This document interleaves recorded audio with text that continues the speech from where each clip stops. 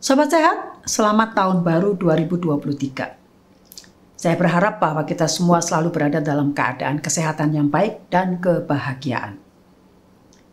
Kali ini topik yang akan saya bahas bukan tentang herbal, tapi tentang ikan. Kita semua selalu kenal ya, ikan yang lezat rasanya dan ternyata punya khasiat untuk kesehatan. Misalnya minyak ikan atau sirip ikan hiu yang berasal dari ikan yang hidup di laut yang dalam. Kali ini bahasan saya tentang ikan yang hidup di air tawar, yaitu ikan gabus. Populer ya, tapi yang bagi saya yang menarik perhatian adalah khasiatnya bagi kesehatan yang konon dapat mempercepat proses penyembuhan luka. Bagaimana itu? Apa kandungan yang terdapat di dalamnya dan kira-kira kerjanya bagaimana? Mari kita simak bersama-sama. Tapi sebelumnya jangan lupa subscribe kanal kesehatan ini dan like video ini.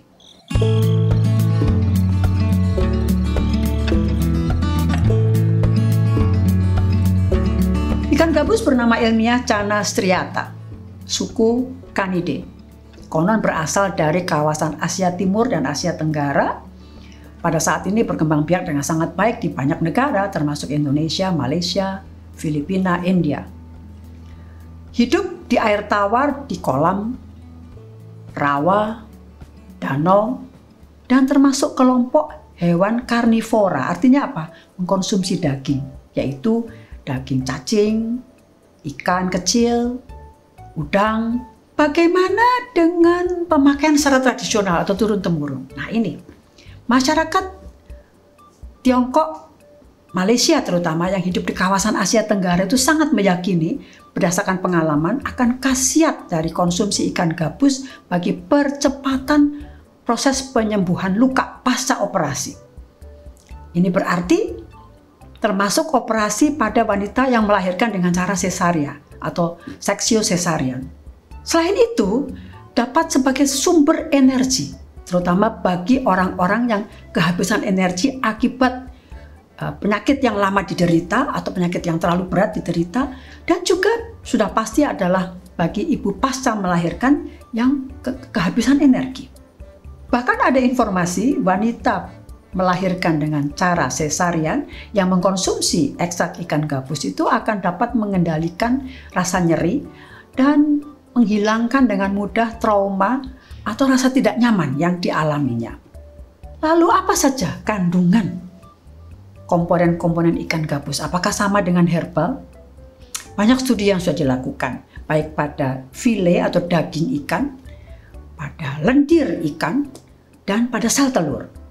Pelarut yang digunakan untuk studi juga berbagai macam. Pada dasarnya ada dua zat kandungan utama. Yang pertama adalah protein yang tersusun atas asam amino esensial dan non-esensial.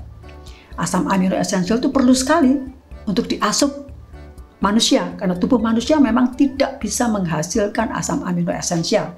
Sementara asam amino esensial perlu sekali untuk pembentukan protein.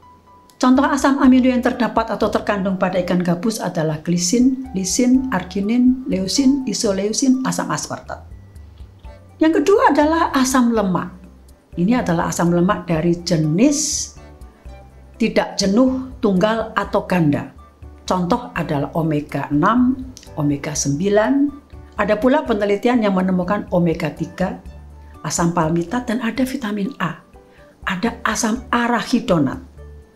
Lalu bagaimana kontribusi kedua zat kandungan itu pada percepatan penyembuhan luka? Penyembuhan luka ini proses yang rumit, kompleks, karena harus melibatkan banyak tahapan yang berlangsung secara berurutan. Tahapan yang penting diantaranya adalah peradangan. Itu harus ada pembengkakan memerah sebagai satu cara untuk mengisolasi area luka. Kedua, migrasi sel, sel baru menggantikan sel yang lama.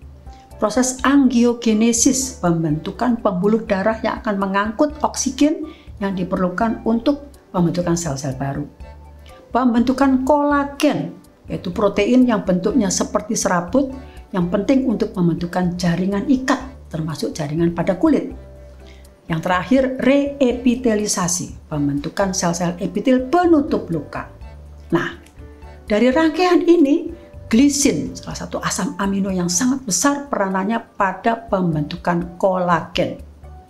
akan bekerja sama dengan asam-asam amino yang lain membentuk polipeptida yang diperlukan bagi pertumbuhan jaringan baru untuk menutup luka. Lalu ada asam arachidonat yang saya sebutkan tadi. Ini penting sekali peranannya pada sintesa atau pembentukan senyawa yang disebut prostaglandin. Prostaglandin ini perannya besar sekali pada pembentukan jaringan dan pembekuan darah.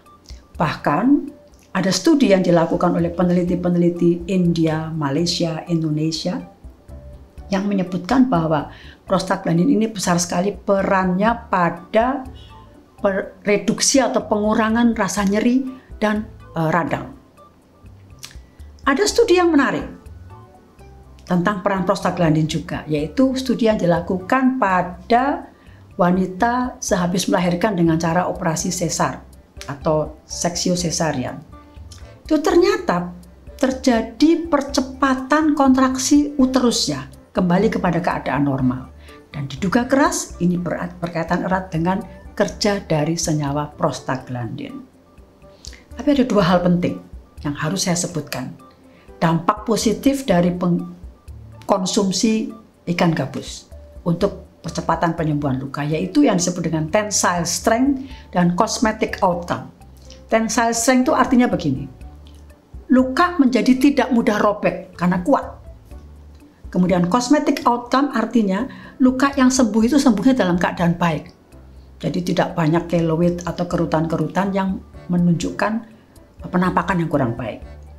Ada satu khasiat atau efek positif konsumsi ikan gabus yang mendukung proses percepatan penyembuhan luka, yaitu khasiat sebagai antimikroba. Peneliti sudah melakukan banyak penelitian untuk melihat mikroba atau bakteri apa saja yang bisa dihambat oleh konsumsi ikan gabus. Hasilnya memang luar biasa. Walaupun efek antimikroba ini tidak kuat, tapi paling tidak cukup membantu mencegah terjadinya infeksi. Jadi cukup luas jenis mikroba yang bisa dihambat. Misalnya mikroba Pseudomonas aeruginosa yang mencegah terjadinya gangguan pada saluran kencing dan saluran pernafasan. Berkaitan dengan khasiat penghilang rasa nyeri yang sudah saya sampaikan tadi, ternyata mengkonsumsi ekstrak ikan gabus atau ikan gabusnya sendiri itu baik untuk mengatasi nyeri dan iritasi pada penyakit kulit, contohnya eksim. Selanjutnya, ada khasiat lain yang juga bisa menyertai konsumsi ikan gabus, yaitu pertama yang penting adalah menurut saya adalah nyeri pada persendian, osteoartritis. Studi dilakukan pada pemberian ekstrak ikan gabus itu ternyata radang yang terjadi kalau kita mengalami nyeri pada persendian itu bisa berkurang. Bahkan ada pengamatan yang dilakukan pada selaput sinovial, sel membran sinovial, yaitu selaput atau lapisan pada bagian dalam persendian itu bisa menghasilkan minyak yang lebih banyak untuk melumasi persendian. Artinya apa? Persendian menjadi terlumaskan dengan baik sehingga rasa nyeri akan terkendali juga. Terkait kemampuan untuk mempercepat proses penyembuhan luka, itu pasti aktivitas antioksidan dari asam lemak dan asam amino yang terkandung pada ikan gabus besar sekali kontribusinya. Dan memang demikian hasil penelitian menunjukkan.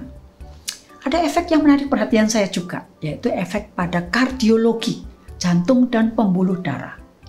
Memang para ahli itu sepakat mengatakan bahwa asupan atau suplementasi minyak ikan itu besar sekali efek positifnya pada pencegahan atau pengendalian gangguan jantung dan pembuluh darah. Bagaimana dengan ikan gabus? Studi menunjukkan bahwa pemberian ikan gabus dalam bentuk apapun itu bisa membantu mencegah gangguan irama jantung pasca operasi. Bahkan ada informasi hasil studi juga yang menunjukkan kemampuannya untuk mencegah atau mengendalikan terjadinya gangguan arteri pembuluh darah yang kita sebut dengan apa tadi?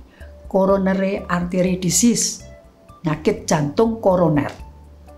Yang tidak kalah menarik yang menyertai konsumsi ikan gabus adalah efek neurologik. Apa itu? Efek pada sel saraf. Jadi ternyata studi menunjukkan khasiat dari ikan gabus ini untuk melakukan regenerasi restorasi sel-sel yang rusak pasca cedera traumatik, termasuk sel saraf. Buktinya apa? Terjadi pada sel-sel saraf itu terjadi pertumbuhan neurit. Apa itu neurit? Tonjolan pada sel saraf yang berperan untuk mengirimkan pesan-pesan, sinyal-sinyal pesan dari otak ke bagian tubuh yang lain. Juga terjadi multipolaritas. Sel-sel saraf ini menonjolnya lebih banyak. Artinya apa?